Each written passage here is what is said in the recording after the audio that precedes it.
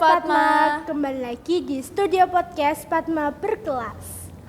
Kali ini tanggal 4 November 2023 kita mengadakan podcast yang sangat istimewa nih guys. Di hari pelatihan jurnalistik siswa SMPN Negeri 4 Magetan. Pada kali ini kita bersama narasumber kita yang sangat istimewa yaitu Bapak Sukoco dari Rasi FM. Kompas.com. Ya, dan Kompas.com juga tentunya. Bisa perkenalan Bapak? Terima kasih banyak deh ya. Assalamualaikum warahmatullahi wabarakatuh. Selamat, ini sudah menjelang sore ya. Kepada apa sebutannya? Spatma gitu. Sobat Spatma. Iya. Sobat Spatma yang lagi nonton acara ini ya. Dan kita senang sekali ya di sore hari ini ternyata banyak anak-anak SMP 4 ya. Itu menyukai dunia jurnalis gitu ya. Saya sebagai pelaku jurnalis di Kabupaten Magetan sangat bangga banget dengan kalian karena kalian ternyata pada yang menulis semua. Yang penting intinya adalah kalian suka menulis ya. Kalau hasilnya belum bagus, yang penting semangat itu yang membuat kedepannya akan lebih bagus lagi. Dan yang kita tahu kan Pak Sukoco ini kan salah satu kru dari Kompas.com dan juga Rasi FM. Itu kan sebuah dunia jurnalistik gitu Pak ya. Iya. Awal mulanya kok bisa terjun di dalam dunia jurnalistik tuh karena apa Pak? Yang pertama karena suka menulis. Jadi Saya- emang dari kecil. Bukan dari kecil, dari pertamanya suka membaca. Saya tuh SD itu sudah suka membaca gitu. Dulu kan masih susah, nggak kayak sekarang gitu ya. Dulu buku itu susah banget. Apalagi bacaan majalah itu susah banget kita nyarinya gitu. Dulu di SD itu ada perpustakaan. Saya dulu senang membaca majalah. Sampai karena sering di perpustakaan gitu. Saya dimarahin guru waktu itu gitu kan. Karena saya suka baca gitu kan. Iya. Istirahat pun saya di perpustakaan, kalau lambat nah itu gurunya marah gitu lah. Karena sering nongkrongnya di perpustakaan. Ingin tahuan saya besar sekali. Karena dulu kan ingin tahu kebudayaan yang lain, apa peristiwa yang menarik. Dulu ada yang namanya Elias Pikal petinju dulu. Saya tahunya dari majalah yang ada di perpustakaan. Kemudian saya membaca novel yang kelas 6 SD itu. Aladin. Nah, dari situ bukunya tebel gitu kan. Ini pengalaman pertama baca novel yang tebel, mungkin ada 300 halaman gitu kan. Iya. Oh ternyata membaca itu kita pengen tahu. Kita tahu dunia luar juga dari membaca. Dulu belum ada yang namanya HP Android itu belum ada. Nah, dulu jendela informasi kita adalah membaca. Bisa majalah, bisa kita juga nonton TV gitu. Tetapi membaca itu sesuatu hal yang menarik sekali gitu. Karena kita yang nggak tahu dunia mungkin dari Mesir, dari Arab dan sebagainya, kita bisa taunya dari membaca. Setelah membaca, saya ternyata juga ingin menulis gitu. Karena dari buku-buku itu bagaimana dulu kita membaca buku novel selain Aladin ada Lima Sekawan, itu kan petualangan gitu nah. Iya. Nah, mungkin sekarang nggak tahu deh, nggak kenal ya Lima Sekawan itu apa gitu buku yang ditulis oleh Enid Blyton gitu nah. Itu petualangan sekali, menceritakan 5 anak dan 1 anjing itu bertualang gitu nah. Dia ke alam, dia menemukan sesuatu, dia menemukan artefak, dia menelusuri dan sebagainya. Itu menarik sekali gitu. Dari situ akhirnya saya ingin menulis gitu loh. Sejak SMP saya sudah mulai menulis. Yang menulis puisi, menulis pengalaman seperti yang kalian tulis saat ini gitu kan. Kemudian SMA, cuman menulisnya ya cuma di buku gitu ya. Buku kita simpen gitu. Karena kita nggak tahu mau kemana diterbitkan di mana. SMA saya juga mulai menulis cerita cerpen atau apa gitu.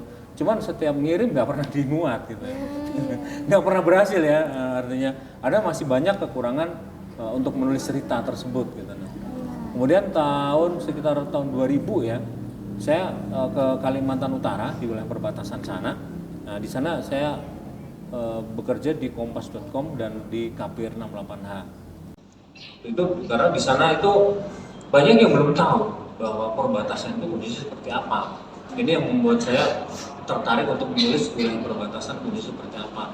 Termasuk kalau kalian sempat dengar yang namanya ribut dengan Malaysia terkait perang Ambalat, mungkin karena tahun 2014an itu ya. Mungkin kalian tahunya mungkin separuh-separuh. Bahwa Ambalat itu sebenarnya bukan pulau atau apa, itu perairan gitu. Dulu waktu ribut kan orang ayo kita turun ke Ambalat gitu. Kita mau rebut Indonesia gitu, padahal itu perairan gitu loh. Ambalat itu tuh ambang batas laut. Yang diperebutkan di situ adalah satu blok kawasan yang isinya adalah minyak bumi. Nah, jadi ternyata banyak warga yang nggak ngerti bahwa Ambalat itu sebetulnya perairan laut gitu, bukan daratan gitu lah. Kita mau perang, kalau orang kesana mau apa gitu kan? Nah, dari sini dan di wilayah perbatasan banyak sekali yang bisa kita ketahui gitu. Karena bagaimana nasib mereka yang berada di wilayah perbatasan itu sangat berbeda sekali untuk kita tuliskan. Banyak sekali tulisan dari sana yang apa ya bisa diketahui oleh masyarakat akhirnya. Oh ternyata ada yang namanya Kota Nunukan, dulu jarang tahu bahwa Kota Nunukan kota kecil, cuman disitulah terjadinya orang keluar masuk gitu. TKI itu keluar masuk di situ, yang ilegal maupun yang legal gitu. Nah, ternyata banyak yang ilegal gitu. Nah karena ilegal ini banyak permasalahan yang terjadi di sana. Contohnya ada deportasi itu warga Indonesia yang nggak punya surat menyurat dokumen masuk ke Malaysia, akhirnya mereka dikembalikan ke Indonesia. Nah di sini banyak sekali bisa dibilang masalah sosial yang dihadapi oleh Kabupaten Nunukan. Bahkan setiap bulan itu ada orang gila dari Malaysia dikirim ke Nunukan. Nunukan kan pulau ini. Nah, orang gila ini nggak bisa kemana-mana. Ini juga menjadikan bisa dibilang problem sosial. Karena Kabupaten Nunukan sendiri untuk menghidupi warganya aja juga terbatas gitu kan. Nah akhirnya kita dengan melalui tulisan itu meminta kepada pemerintah pusat untuk turun menangani keberadaan orang gila itu. Karena kalau ditangani oleh pemerintah Kabupaten Nunukan sendiri itu nggak akan mampu, karena yang gila ini bisa dari luar dari Nunukan gitu.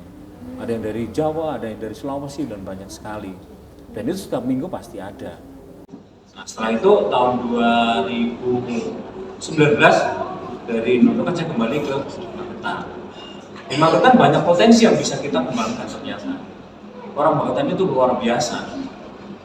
Banyak sekali yang bisa kita tulis dari Magetan, keindahan alamnya, potensinya yang di sini, kemudian orang-orangnya yang luar biasa itu.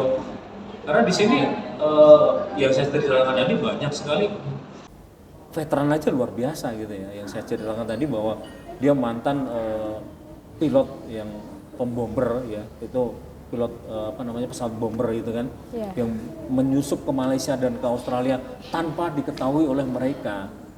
Dan banyak cerita veteran yang ada di Magetan. Akhirnya kita sempat bukukan itu ya. Dari cerita itu ada hampir 100-an cerita orang-orang itu, orang-orang pejuang Magetan itu yang kita rangkum, kita bikin buku namanya kisah veteran di Magetan. Nah di situ artinya apa? Kalau kisah itu nggak kita bukukan, kalau beliau nggak ada, kita nggak punya cerita. Bahwa Magetan dulu tahun 48 itu seperti apa gitu. Ada pejuang dulu perempuan itu yang luar biasa. Bahkan dia masih kecil tapi berani dengan Belanda gitu. Dia dihantam sama popor oleh tentara Belanda tapi dia berani gitu. Dan beliau saat ini masih sugeng gitu loh. Nah, cerita ini yang kita bukukan, akhirnya nanti bisa dibaca. Bisa mengingat bagaimana Magetan itu tahun 1948. Yang pasti dengan tulisannya, selain saya mendapatkan penghasilan gitu, kita bisa merubah keadaan. Mungkin ada yang orang nggak tahu bahwa ada hal yang mungkin kurang pas gitu ya di daerah itu. Kita beberapa kali menemukan orang yang terpaksa hidup dengan kemiskinan, cuman tidak diketahui karena tidak punya KTP dan sebagainya, akhirnya tidak mendapat bantuan. Nah kita akhirnya bisa masuk, mengapa orang itu dia punya KTP, mengapa dia nggak bisa punya bantuan, nggak dapat bantuan. Dari sini ada sebenarnya solusinya, karena pemerintah nggak tahu, kita yang tahu, nah kita konekkan dengan pemerintah. Nah, bahwa ini warga sini, kalau untuk dapat KTP seperti apa? Akhirnya dia bisa mendapatkan bantuan karena memang sudah tua, renta dan sebagainya. Pemerintah juga punya program untuk bisa merawat orang-orang seperti itu. Nah, kitalah jembatannya dengan tulisan itu. Dan yang pasti buat kalian tetap semangat untuk menulis. Ya, karena menulis itu asik banget. Asik banget kalau kita menulis. Belum lagi kalau kita suruh menulis ya, kita suruh kemana gitu kan.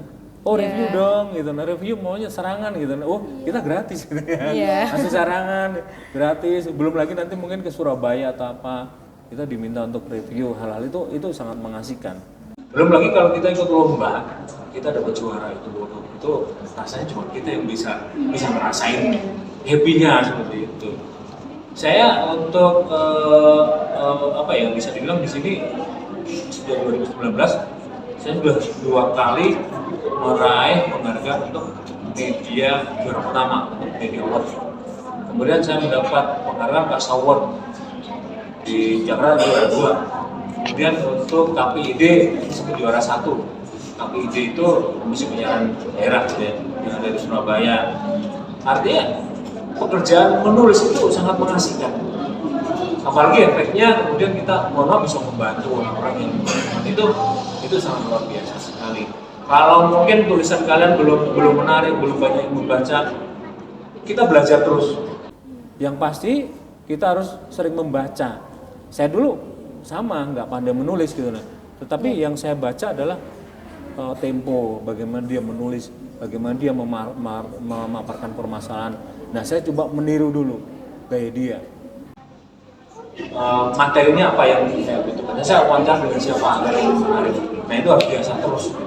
Terus kan tadi itu Pak Sukoco tuh sempat bilang kalau menulis itu bisa menjadikan penghasilan, bisa kayak menjadikan sebuah penghargaan juga berkat menulis.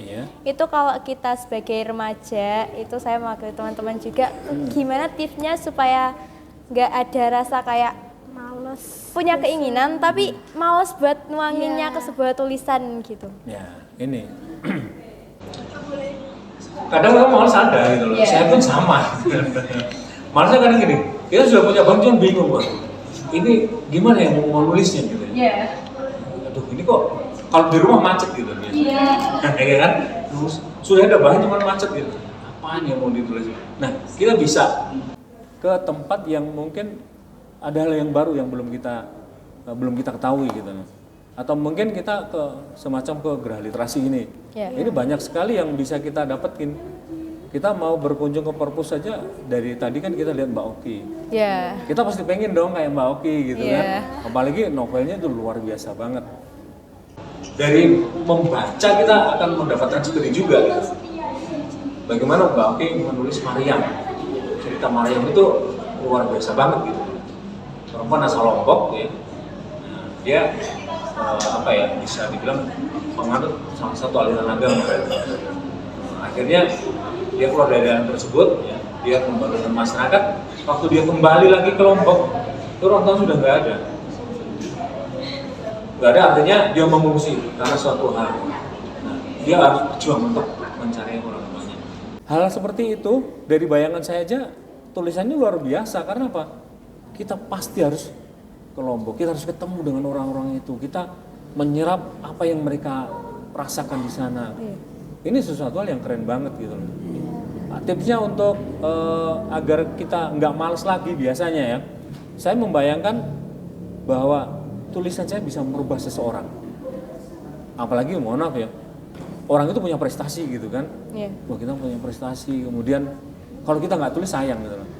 Karena dari prestasi itu ya, orang yang membaca nanti akan, oh saya juga bisa ini karena bidangnya yang sama. Hal perjuangan seperti itu yang akhirnya akan menimbulkan lagi, saya harus berjuang dong kayak mereka gitu. Karena mereka juga dulu pasti sama dengan kita gitu.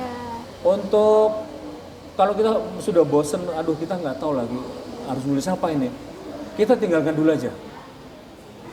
Kita jalan-jalan dulu ya gitu. Sarangan ke sini atau perpustakaan biasanya gitu. Kita nggak mikir tulisan dulu. Nah, biasanya kalau sudah mood, sudah dapat bahan baru, kita fresh, itu nulis pasti lancar. Karena banyak dari teman-teman kalian tadi yang mengeluhkan, saya nulis apa gitu loh. Ternyata nulis itu nggak susah gitu loh. Kalian pikirkan aja apa yang menyenangkan daripada menulis. Itu nggak usah mikirin, aduh susah banget ya. Jangan mikir tulisan saya harus bagus, nggak usah. Apa yang menarik, saya mau cerita ini. Seperti kalian cerita dengan teman-teman kalian, ya ya kan? Oh saya punya Bandung cantik nih, udah. Nah kayak gitu loh, bayanginnya bahwa apa yang menarik untuk diceritakan, kalian nanti akhirnya berkreasi bahwa ini banyak seperti biasa, akuan Bandung sih, tetapi karena mendapatkannya yang unik gitu ya. Ini Bandung spesial ini, ini cuma satu-satunya kayak gitu ya. Ini maunya hadiah dari si ini orang terkenal itu, nah ini jadi cerita pernik-pernik yang akan sangat asik untuk kita ceritakan kepada orang lain. Menulis juga seperti itu gitu. Kita mencari bagian yang menarik untuk kita ceritakan kepada orang lain. Kalau boring, nah itu biasanya tips yang itu yang saya lakukan. Kalau saya biasanya ngopi, jalan, ketemu teman, ya ngopi bareng, nah itu bisa menyegarkan. Baru balik lagi, saya baru bisa menulis biasanya. Karena satu hari saya bisa minimal 4 tulisan ya. Untuk Berita Radio 2, untuk di Kompas.com 2, kadang untuk di KBR 68H masih bentuk audio visual itu 1 atau 2 kayak gitu. Bisa 6, kadang bahkan saya pernah satu hari bisa menulis 9 berita. Karena apa? Itu pas semangat gitu. Karena menarik, karena apa? Waktu itu bisa 9 sampai 12 berita itu karena kunjungan Jokowi wilayah perbatasan. Itu menarik semua dari sisi manapun, itu menarik. Nah, kalau bosen ya itu menjaga ritmenya adalah kita tinggalin dulu deh, nggak usah menulis, jangan bikin nulis dulu gitu kan. Kita refresh dulu. Ya senangannya kemana? Mungkin ngopi atau mungkin jalan kemana. Seperti itu yang saya lakukan.